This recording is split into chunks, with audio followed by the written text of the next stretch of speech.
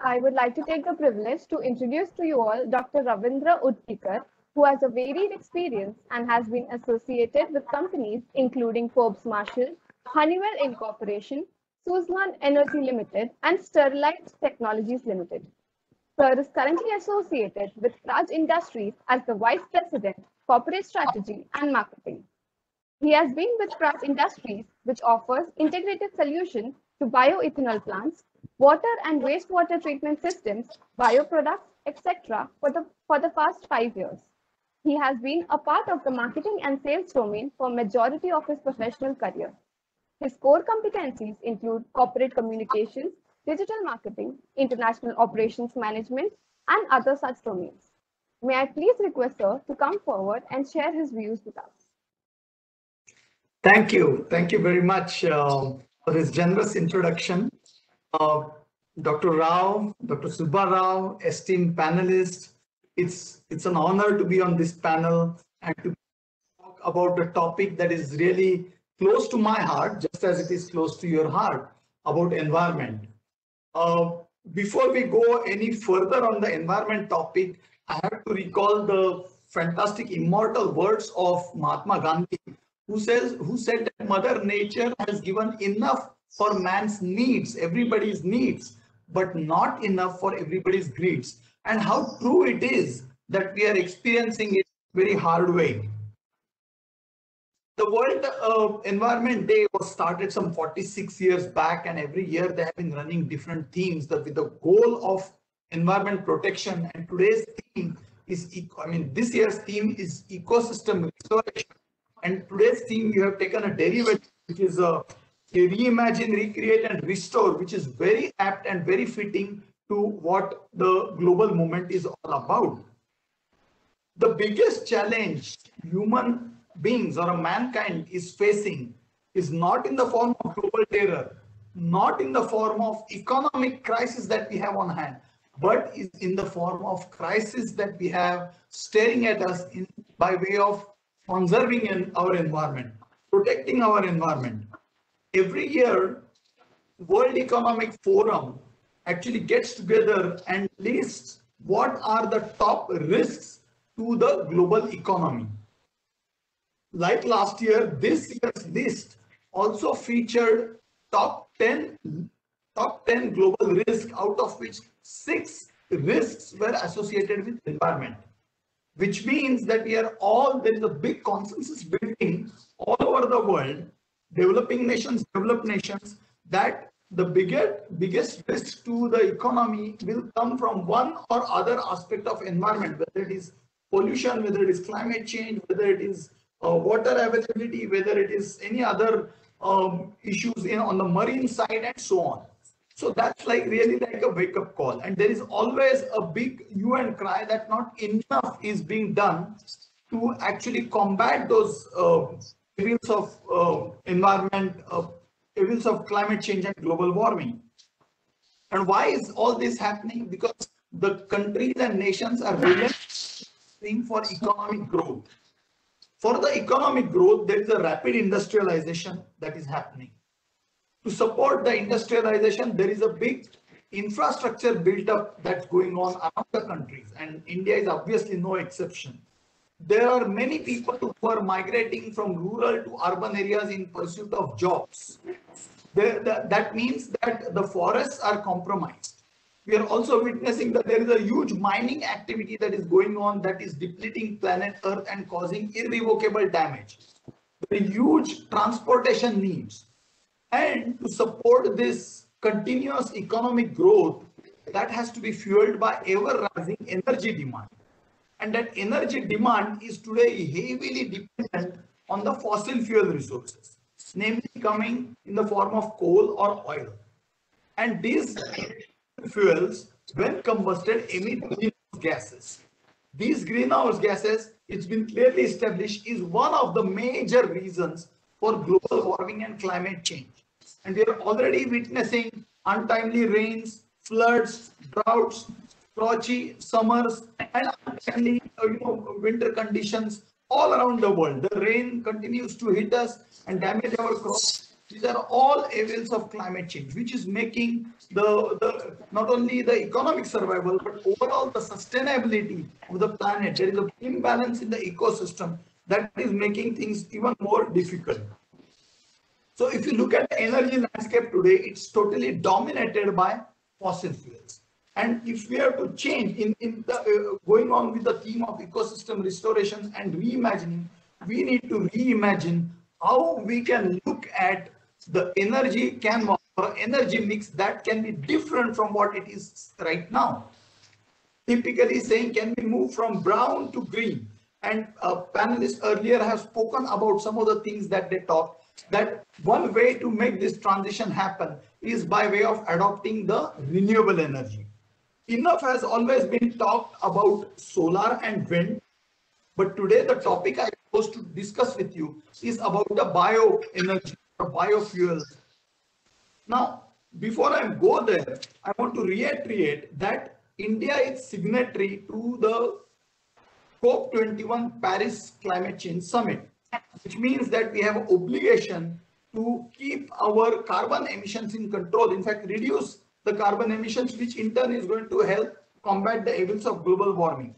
So it has no choice but to actually adopt the green energy portfolio. And talking about the bioeconomy now, bioeconomy is basically a knowledge-based processes that use the biological resources for production of energy, products, goods, which are in a way renewable in nature. So just imagine that today's all energy sources are coming from hydrocarbons, which are basically beneath the earth surface, whether it is, coal extraction, oil extraction. And we are saying that in a bioeconomy, we are looking at carbohydrates as a feedstock or a source of energy. So instead of hydrocarbons, we want to use carbohydrates. So we want a transition from a hydrocarbon-based economy to carbohydrate-based economy. And why is that? Because we know that the plants absorb carbon dioxide for food generations. That's photosynthesis. We've all studied it.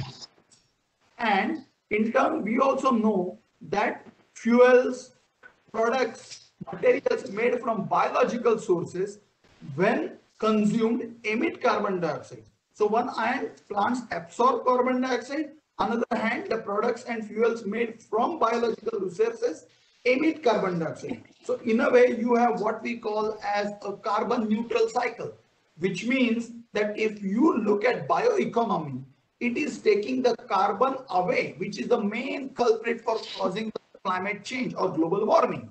So using the bioeconomy, which is harnessing the biological resources, we are able to substitute some of the fossil fuels by renewable fuels in the form of biofuels. Let's go a step further. If we industry or transportation, these are the top two sectors responsible for highest greenhouse gas emissions or highest carbon emissions. And the impacts are there for everybody to see in the form of air pollution, particulate matter that actually causes the health hazards. Then there is obviously the irrevocable damage to the planet Earth that we are causing, which is a balance. Instead, if we use the biofuel, so biofuels is basically agriculture or agri-waste based feedstock when biologically and chemically processed gives to either liquid or gaseous form of fuels. So ethanol is very popular form of biofuel, which when blended with gasoline, and now there are experiments going on to blend that with diesel also, will have a more environmentally free green fuel. And these biofuels are available for surface transport, which is road transport, are now being invented, discovered, tried for aviation fuels, and also are being tried for marine application. So for all form of transportations, these biofuels have a big role to play. Now biofuels have a big environmental impact. Why? Because farmers post harvesting burn crop residue, which is called stubble burning. And some of you who are living in the northern part of the country are very familiar that there is a brown clouding issue because of the burning of agri waste, because the farmers cannot actually spend time and labor and activities to get rid of the agri residue. So instead they burn it.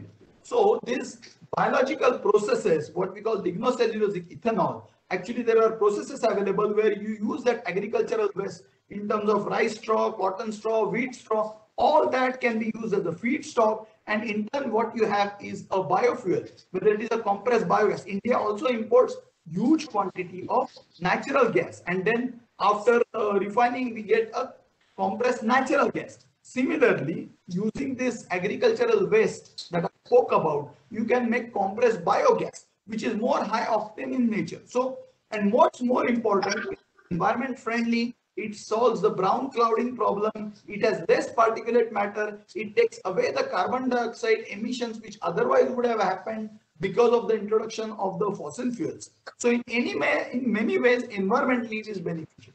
Socially, it has a big value because this is giving farmers another stream of revenue apart from the crop seasonalities for which they are dependent for their earning. If there is agricultural residue that they are able to sell, it's an alternative revenue stream for the farmer. Not only that, there is an employment and entrepreneurship opportunities getting ready in the rural areas. Moreover, the byproducts from these biorefineries are in the form of organic manure, which are very healthy for the crops or the soil. So there are many social benefits. Clearly, economy is a big thing.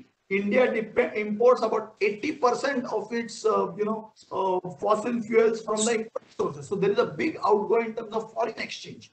So if we harness our captive indigenous biomass as a source for producing biofuels, to that extent, we will reduce our dependency on the imported fuel. To that extent, we will reduce the foreign exchange outgo. To that extent, it will improve the current account deficit, and to that extent, it will be beneficial to economy. And clearly, with the government's Atmanirbhar Abhiyan, this is very aligned. So I think biofuels have positive impact on energy, environment, economy, and as well as in energy, environment, economy, it has a positive impact, and clearly it is empowering India's growth. Same way, there is in the bioeconomy, we have some processes where the effluent that is emitting from the industries, if they get treated in terms of zero liquid discharge, we have zero water wastage. Now today we have a situation that water tables are depleting, and uncontrolled sewage or effluent disposal in the farmland is causing damage to the farm. So these are biggest evils that we are experiencing, and with the bioeconomy we are able to make sure that we are able to contain these damages. So I think there are enough and more things to do. I think Sunil talked about solutions to combat or to preserve environment, and harnessing or mainstreaming bioeconomy in the main economy provides a much needed breakthrough. There is job creation, there is employment creation, there is revenue generation because the rural jobs are created, the migration from rural to urban area is stopped. To that extent, the stressed infrastructure of metros is eased out. So there are numerous benefits, and in a way these plants can be decentralized in near to the farming area. So it creates a self-sustaining economic cycle that the farmers grow the crop, their agricultural waste is actually put into the biofuel plants.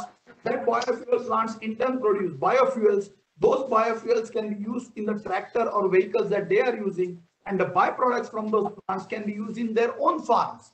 So that there are livelihood opportunities, there are opportunities as biomass aggregators, supply chain. So I think there are enough and more solutions, because just the other day there was an article saying that demographic dividend is a distinct advantage only if it is harnessed. Otherwise, it can be a big nightmare, because if the robots are taking over the jobs, then you don't necessarily need more hands. The hands cannot be idle. So for us, the biggest challenge is to keep employment opportunities for our rural youth and create high quality jobs. So I think if they're engaged in bioeconomy, which is in a way a self-sustaining cycle, it will be a fantastic thing to conserve environment. So I think the threat of global warming and climate change is for real. The solution is in our hands. In fact, the quote goes something like this, that the biggest danger to our planet is a belief that someone else will solve the problem. So it's not someone else, but we only have to solve the problem. Reduce, reuse, restore, recycle, replenish is the mantra, and some of the theme that you have derived from it. Fantastic thing about recreation.